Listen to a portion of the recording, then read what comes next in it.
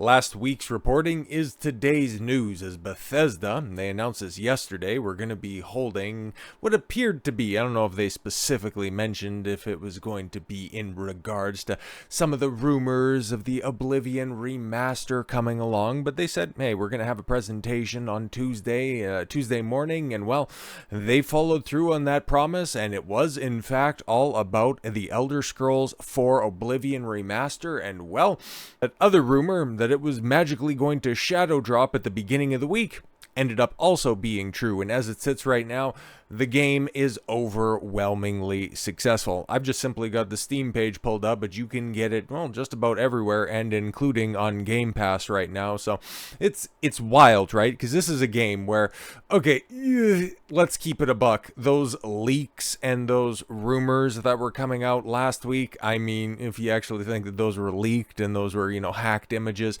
I got a bridge in New York to sell you. Because on one hand, like, there's so many different lessons that we can take from this entire scenario, but the one that I do like is just simply doing a very truncated promotional tour for a game and then just immediately dropping it. Okay, we don't need these lavish announcement trailers that'll get you hyped for a game that might come out next year and then eventually get pushed back, and oh, we'll have to re-announce it because there's now going to be a new studio working on it. It's no, we have the game, it's done, here you go, it's ready to go. I do like that. And you know what? Hey, even just harkening back to the later days of E3 when Bethesda started to hold their own conferences, they were pretty good about announcing a game that would come out in the next couple of months. They would, as far as they would go, whenever it would come to announcement, here are the games that are coming out this calendar year. So this is going to be in your hands within the next 6 months. I did like that. Now, I didn't really like a bunch of the games that they were putting out, but I do laud them for that tactic.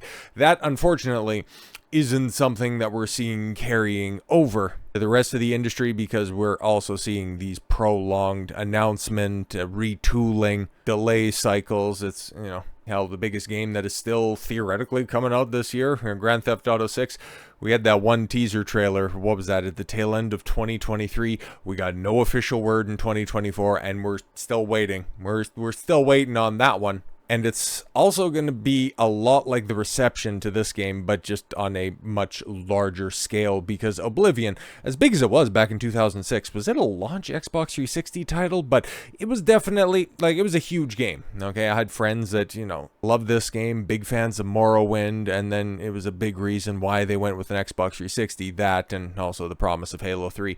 God, just the landscape of gaming has changed so much in recent years, but now, you can hop onto a game that's not so much a remaster as it is just about a remake, because you got all of these still shots that are right here, and wow, it looks incredibly unrecognizable to what you would have been playing if you were to fire up your 360 back in 2006. And one thing that I find very funny is, okay, cool, they shadow drop this, but they also make sure to drop a deluxe edition, which, kudos to them, okay, because this is like, we can go ahead and pick apart a bunch of different things with this, and I'm going to. Some things that I think are being well overblown, other things that I think are valid criticisms to bring up, and then, how this is going to affect the industry moving forward, because that's really what I'm concerned. I'm never going to play this. Okay, let's get this out of the way. This is not a review. I'm just simply looking at some clips, looking at some comparisons, sizing them up with what I see right here. I don't like these types of games. I've played a couple of minutes of Skyrim,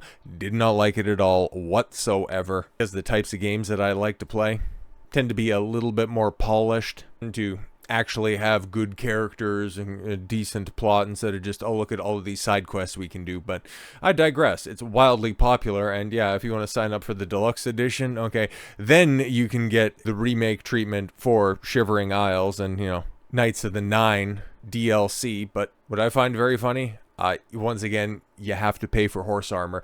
I like that in a trolling sense, okay? Because as we talked about this when the leaks came out last week, it's like this is the game that really kicked off a bunch of dangerous trends, and that also being like the whole game of the year thing. And this is why I'm thinking that this right here and its overwhelming success, because yeah, all we can do is just simply take a look at what the Steam numbers are, because we're not going to know for sure the overall player engagement for this is, but 182,000 hours after it was first announced and released, that's damn good. This thing is going to be wildly popular, especially as the week goes on and as we head into the weekend, as more people know about this, it's going to be a juggernaut. And on one hand, I do like it because this is a company in Bethesda that has done a bunch of goofy stuff and have put out subpar projects for a very long time and kicked the can down the road in regards to Elder Scrolls 6. But it's plain to see the normies are just eating this stuff up 100%.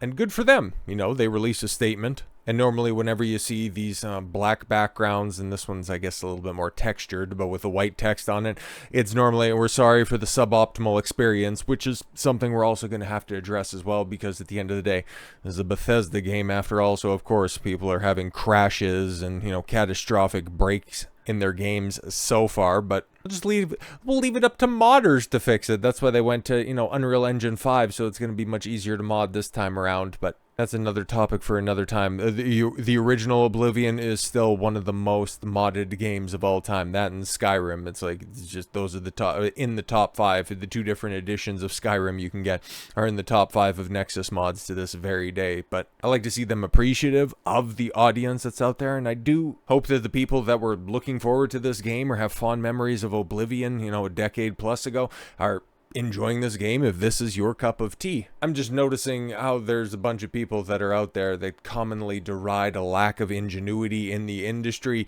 somehow grab their ankles for Bethesda because it's the game that I remember. But not everybody's terribly pleased, because as you can see right here, this is a very much different than just a simple remake. Okay, this is the general remaster rather. This is a lot more of a remake, because as you can see, you know, people then full model updates, right? Because this is just like, it goes from one thing to another, and that right there is a pretty good example of what can be accomplished, because you get something that's just so bog standard that was honestly cutting edge for the 360 back in 2006, but in 2025 that looks probably closer to what the developers were intending at the time, as opposed to, yeah, okay, so we got this, you know, more vegetative person. Like I said, I don't know that much about the different races in Elder Scrolls, but yeah, you get something that looks like an old school poison ivy mock-up, and now you have something that looks like, yeah, it's fresh out of the swamp. So that's looking a hell of a lot better. And because, you know,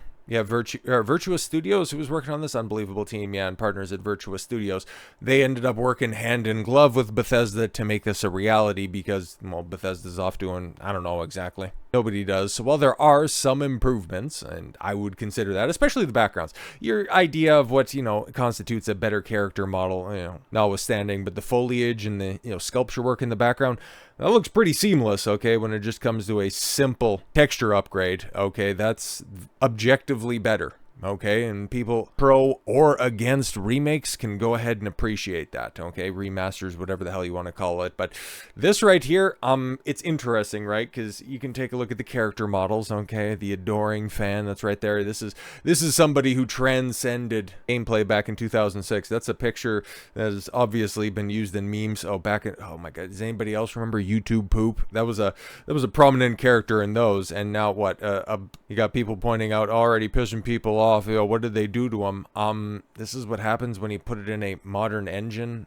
Okay, this is just like, I don't know what to tell you, man. It's not really that different. Okay, you got the goofy ass expression that's on there, you got the hair, and yeah, you're not gonna have that type of flamboyant color palette, because everything is, well, it's going to be more photorealistic, and that's what you get when you end up putting it into a new system. Is that good? Is that bad? Does it fundamentally change your experience? Or are you going to be one of those purists? Because if you are, you can just simply play the original. They're thankfully not taking that away from you, but there is a little bit less wiggle room when it comes to this, because you have, you know, the obvious examples right here, and that's a little bit more than just, you know, a brand new physics engine. Okay, that's just not updated textures. This right here, I don't know, man. This looks like that side-by-side comparison for chick from The Boys, pre and post buccal fat surgery right here. Like, what the hell is going on? Hey, at least, you know, she's got the right coloring on her dress. Oy. But when it comes to the nuts and bolts behind the scenes of the game, yeah, the discussions that are going on in the forums, Bethesda says no mod support.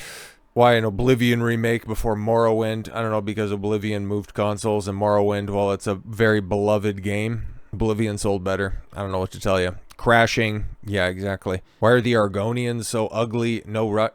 Okay, that's all of that's very, very strange. But yeah, as for the Argonians, and when it comes to updated models, it's like, this is what happens. And the things that you remember from 2006, okay, you can, yeah, waffle about, the changes in colors, but I mean, that's just what happens, okay? And it's not a fundamental change. But as for the Khajiit, I mean, ugh. I would consider that to be quite a strict upgrade, but of course there's one thing that I'm not addressing quite yet, and I waited until right now because it's the one thing that is driving a lot of the conversation, and honestly, I find it interesting. I can see both sides of the argument. Obviously, you allow the wolves in through the door even if they seem non-confrontational.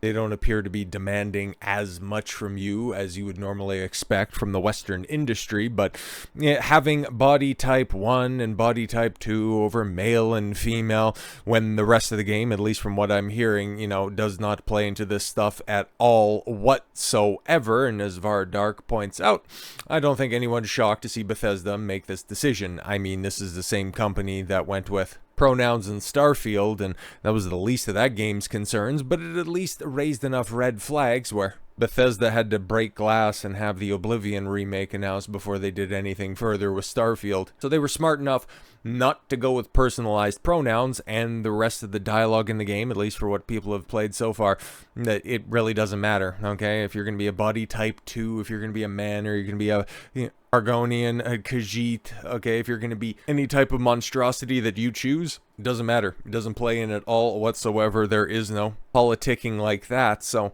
as you later points out, but if it's, not a big deal, why change it in the first place? And I can see that being, yes, the line in the sand for many people, and you want to get all hyperbolic about, oh my god, vile gender ideology. I understand you. I understand where you're coming from. You've seen them come through, and you've seen them run rampant in every form of entertainment. The moment that you give an inch, they'll take a mile. I understand. But then I also see the other side of this argument where, hey, take a look at how many people are playing the game. 182,000 people on a Tuesday evening, hours after the game was announced and launched, okay? It's really not resonating with the rest of the people out there. They don't care about that stuff. They'll just pick whatever works. It's like a body, the type 1, type 2. Oh, okay, cool. I don't care which one's a man, which one's a woman. Okay, what's the race that I can play as? Everything else there is cool, fantastic. I can continue to swing my sword and get stuck on imaginary fences, fantastic. It's just like the Bethesda I remember. This is where I have more of a problem. Seeing games like this overwhelmingly succeed when they are reasonably buggy and broken, and the only thing that people can point out to in regards to subpar performance is, oh my god, my type 1, type 2, you're really not seeing the forest through the trees. It's like saying Arcane Season 2 was bad because it was rushed. No, it's broken 7 different ways from Sunday. The dialogue is a thorough and comprehensive step down across the board. The character writing, every single character does not act or comport themselves like they would have minutes before in chronology at the end of the first season, and they ended up playing to the shipping community as opposed to the people that made the League of Legends show successful to begin with. It's the nostalgia loop dopamine hit that all of these companies, okay, whether it's in gaming or music or television or movies, that's what they're feeding to the audience, because that's what they're eating up en masse. You got the Minecraft movie, hell, you got Deadpool and Wolverine, and then you've also got Avengers Doomsday into the future. What do you know about the story? What can you even remember about the stories from those movies that everybody went out to see? Oh, nothing, but I seen a bunch of things that I remember, and he said the thing, so therefore I clapped, and I really liked it. But then a couple of days and weeks later, then I go, I don't really know if I really enjoyed that. Or people will play the Indiana Jones and the Great Circle game, and oh my god, it was so fantastic that I didn't even bother finishing it. But hey man, it was really exciting because hey, at least Indiana Jones got treated better than he did in Dial of Destiny. It's lazy companies wearing the skin suits of once popular franchises. Totally fine if you want to bring a game to a new platform. There are a ton of games still locked on the Super Nintendo, PlayStation 2, PlayStation 3 era that,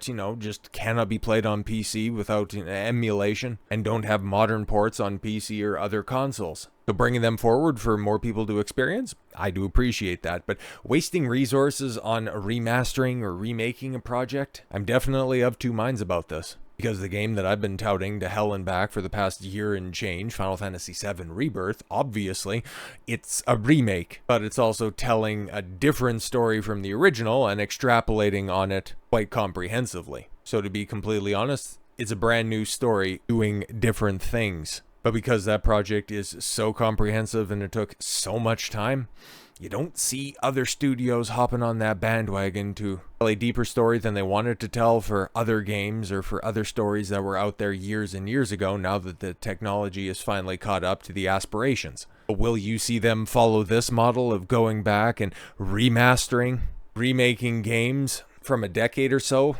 back? I mean, Oblivion was a long requested candidate, I will give you that, but how long before all of these studios that are so risk averse just start to skim off the top with the easy targets that nobody really wants? Or are we currently finding ourselves circling that drain with, you know, the likes of Naughty Dog remaking The Last of Us, and then Days Gone? I think that one's just getting a remaster, and that game's not even 10 years old at this point in time. So yes, beyond a shadow of a doubt, the Oblivion Remaster is huge, and it's going to continue to do a bigger business as the week goes on, and a lot of people are going to be playing it, and I'm sure a lot of people are going to enjoy it. But what does it speak towards the rest of the industry and the ongoing health? Are we likely to see a more and clearly talented studios subject to doing these types of projects instead of accomplishing and creating things that they're clearly talented enough to do on their own? Time will tell, and because I see successes like this, I'm not terribly optimistic about it, but hey, at least they kept the horse armor in.